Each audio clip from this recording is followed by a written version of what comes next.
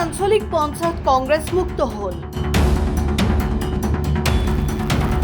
কমলপুৰ সমষ্টিৰ উখুৰা কেতেকীবাৰী আঞ্চলিক সদস্য পদত কংগ্ৰেছৰ পৰা বিজয়ী ৰীমা বেগমে বুধবাৰে বিজেপিত যোগদান কৰে। সমষ্টিটোৰ একমাত্ৰ আঞ্চলিক সদস্যগৰাকী বিজেপিত যোগদানৰ পিছত কংগ্ৰেছ মুক্ত হল কমলপুৰ সমষ্টিৰ আঞ্চলিক পঞ্চায়ত। সমষ্টিটোৰ বেজাৰত অনুষ্ঠিত হোৱা উত্তৰ কামৰূপ জিলাৰ কাৰ্যনিৰ্বাহক সভাৰ পিছতে যোগদান কৰে কংগ্ৰেছ নেত্ৰীগৰাকীয়ে। ৰাজ্যিক বিজেপিৰ সভাপতি দিলীপ শইকীয়াৰ উপস্থিতিত আঞ্চলিক সদস্যগৰাকীয়ে লগতে প্ৰায় 50 গৰাকী বিভিন্ন দলৰ নেতাকৰ্মীয়ে যোগদান কৰে বিজেপি। বিধায়ক দিগন্ত কলিতা, ভৱেশ কলিতা, সুমন হৰিপ্ৰিয়াৰ লগতে বিভিন্ন পৰ্যায়ৰ নেতাকৰ্মী অংশগ্ৰহণ কৰে কাৰ্যনিৰ্বাহকত।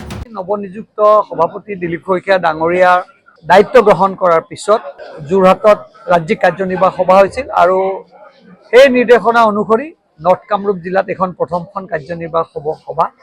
আমি এই কাৰ্যনিৰ্বাহক সভাৰ প্ৰত্যেকজন সন্মানীয় বিষয়ববীয়ালৈকে কাৰ্যনিৰ্বাহক সভাৰ সদস্যলৈকে উষ্ম আদৰণি জনাইছোঁ আৰু শুভেচ্ছা জ্ঞাপন কৰিছোঁ যে সুন্দৰকৈ আমাৰ কাৰ্যনিৰ্বাহক সভাখন হৈ গ'ল। আজি এই কাৰ্যনিৰ্বাহক সভাত সন্মানীয় আমাৰ সভাপতি সাংসদ দিলীপ শইকীয়া ডাঙৰীয়া উপস্থিত আছিল, বিধায়ক ভৱেশ কলিতা ডাঙৰীয়া উপস্থিত আছিল, বিধায়ক সুমন হৰিপ্ৰিয়া, জিলাৰ সভাপতি ভাস্কৰ কলিতা, প্ৰত্যেকজন মণ্ডলৰ সভাপতি প্ৰমুখ্যে বিষয়ববীয়াসকল উপস্থিত আছিল আৰু সুন্দৰকৈ দিলীপ শইকীয়া ডাঙৰীয়াই আমাক মাৰ্গদৰ্শন দিলে আৰু এই মাৰ্গদৰ্শন লৈ অনাগত দিনত আমি মণ্ডল আৰু বুথ স্তৰত আমি সংগঠনৰ কাম কৰাৰ কাৰণে আমি সংকল্প লৈছোঁ।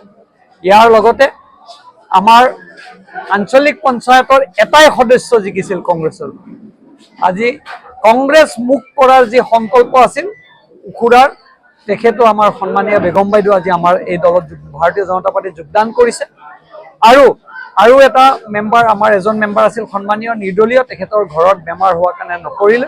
কিন্তু আমি এতিয়া কমলপুৰ সমষ্টিত 24টা আঞ্চলিক পঞ্চায়তৰ ভিতৰত 24টাই ভাৰতীয় জনতা পাৰ্টীৰ দখলত, 22টা ইতিমধ্যে বিজেপি আৰু এলায়েন্স হৈছে আৰু 2টা বাকী আছিল। সেই 2টা আজি আনুষ্ঠানিকতা আমাৰ বাকী আছিল, আজি আনুষ্ঠানিকতা কৰিলে।